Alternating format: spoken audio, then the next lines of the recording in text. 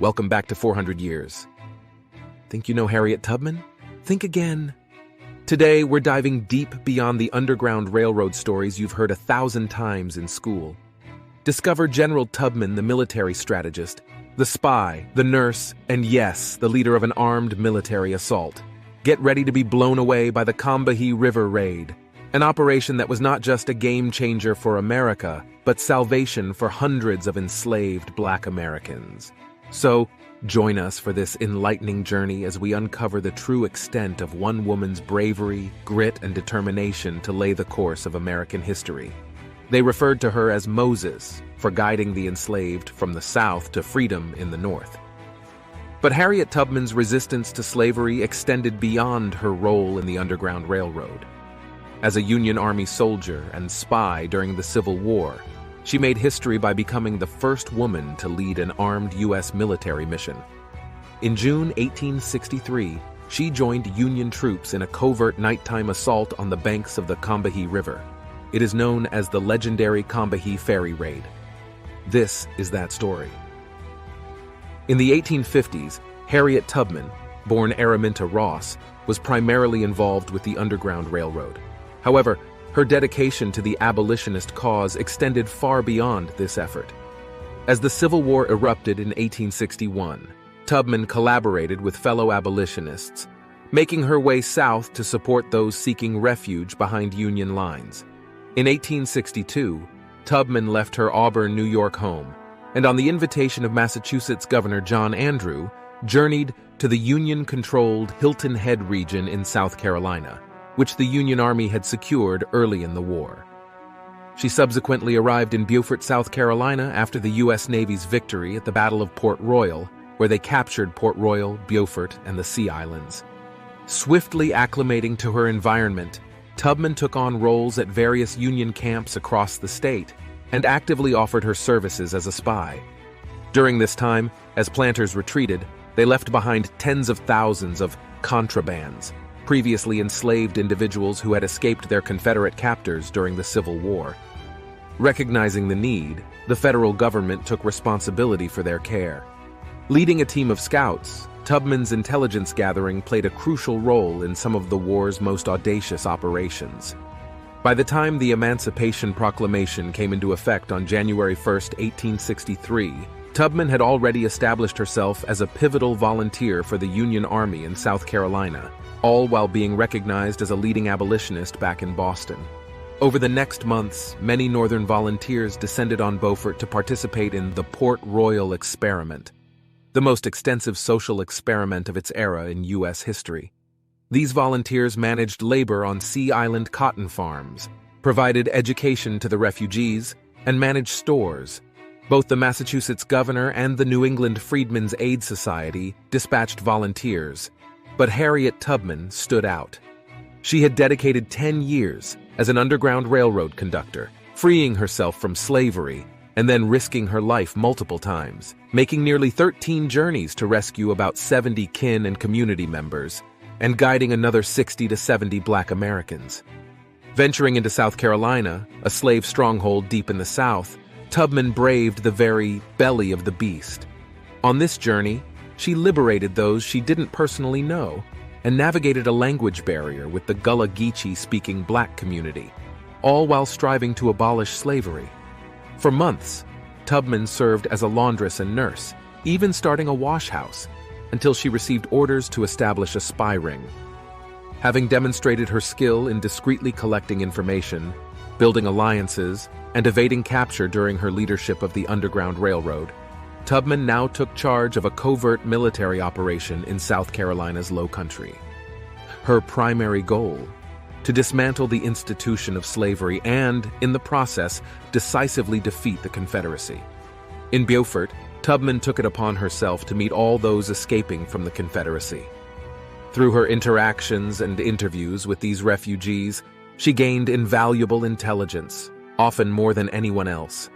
She enlisted the expertise of local scouts, including Peter Barnes, Monty Blake, Sandy Salters, Solomon Gregory, Isaac Hayward, Gabriel Cohen, and George Chisholm. She also collaborated with pilots familiar with local waterways, namely Samuel Hayward and Charles Simmons, who had previously served as guides up the Combahee River.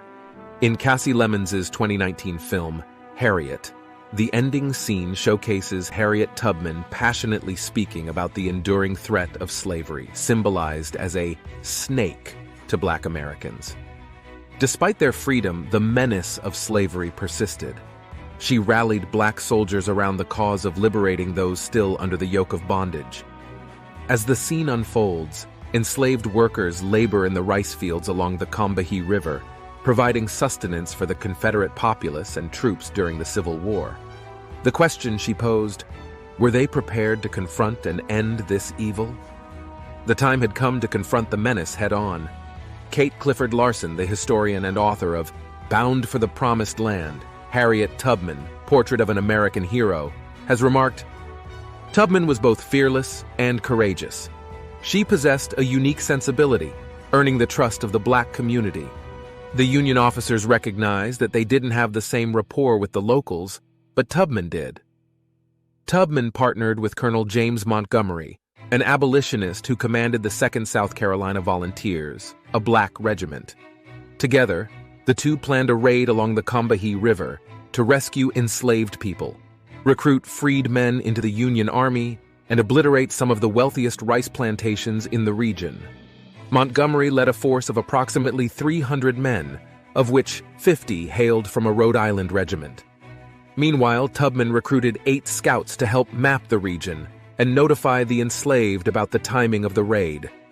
On June 2, 1863, under the cover of night, Colonel Montgomery, Harriet Tubman, and their team of spies, scouts, and pilots boarded 3 U.S. Army vessels. The Black soldiers of the 2nd South Carolina Volunteers and white officers from the 3rd Rhode Island Heavy Battery joined them, all setting their sights on St. Helena Sound. But there was a problem immediately. One vessel ran aground, forcing the team to proceed with just the remaining 2.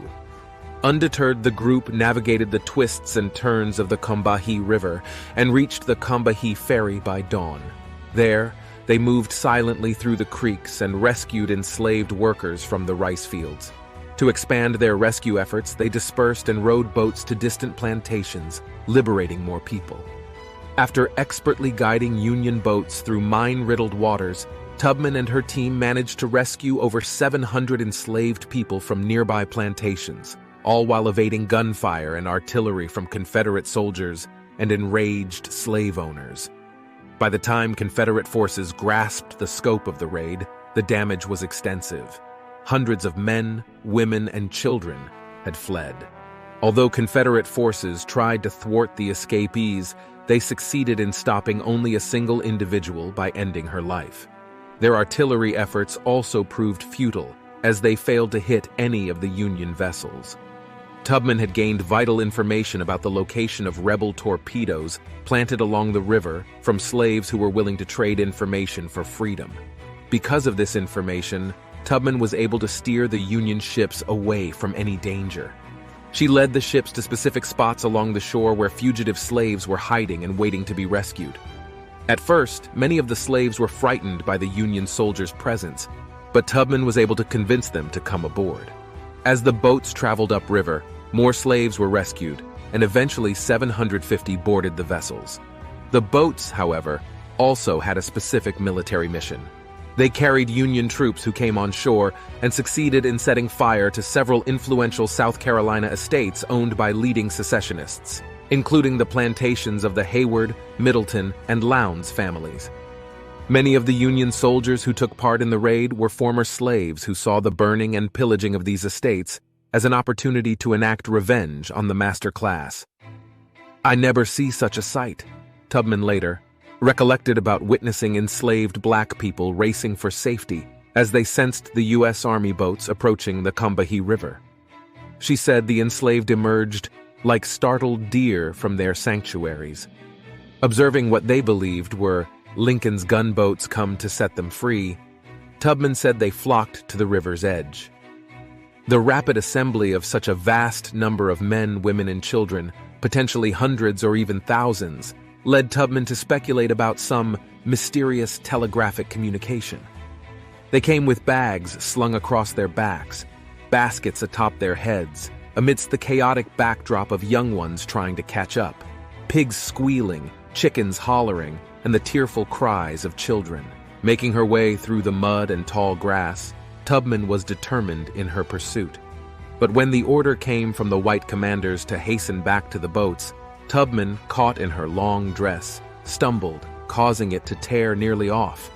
The following days, Tubman, undoubtedly the black woman leading and inspiring the raid, addressed a congregation in a Beaufort church, highlighting the sacrifices made for freedom and urging them to confront the enduring threat of slavery. In response, around 150 men from Combahee joined Colonel Montgomery's 2nd South Carolina Volunteers. Subsequently, in a letter to the Boston Commonwealth, Tubman reached out to her Boston friends from the abolitionist and suffragist circles, seeking a sturdy bloomer dress fit for future expeditions. She anticipated she would be on another mission soon, perhaps even before they could supply the dress. Though many involved in the raid, including Tubman, were illiterate, and few accounts remain, Tubman's significance in the anti-slavery movement is undeniable. Only a select few abolitionists, notably Frederick Douglass and the sons of William Lloyd Garrison, truly recognized her contributions. Her collaboration with the 2nd South Carolina Volunteers and the U.S. colored troops solidified her legacy. Harriet Tubman stands unique as the sole woman known to lead a military operation during the American Civil War. Her invaluable intelligence ensured the safety of the Union boats and the escape of over 700 slaves, with 100 men joining the Union Army ranks. And the Combahee River Raid severely undercut Confederate morale. Although most are familiar with Tubman's Underground Railroad contributions, many remain unaware of her multifaceted role during the Civil War, including her time as a nurse, cook, spy, and scout for the U.S. Army Department of the South. While the film Harriet touched on this, the story's complexity exceeds its brief cinematic portrayal. In 1974, Tubman's dedication inspired a group of black feminists to form the Combahee River Collective, emphasizing global collaboration to challenge capitalism, racism, and patriarchy. This has been 400 years. Thank you for joining us on this journey of exploration into the heroic struggle for freedom and justice. We want to express our gratitude to each and every one of you for watching our videos. We hope it provided you with valuable insights along the way. If you enjoyed learning about Harriet Tubman and the determination, grit, and courage of the Black freedom struggle, please give this video a thumbs up and share it with others who might find it interesting. Remember to subscribe to 400 Years for more exciting topics in the future. Thank you once again for your support, and we'll see you in the next video.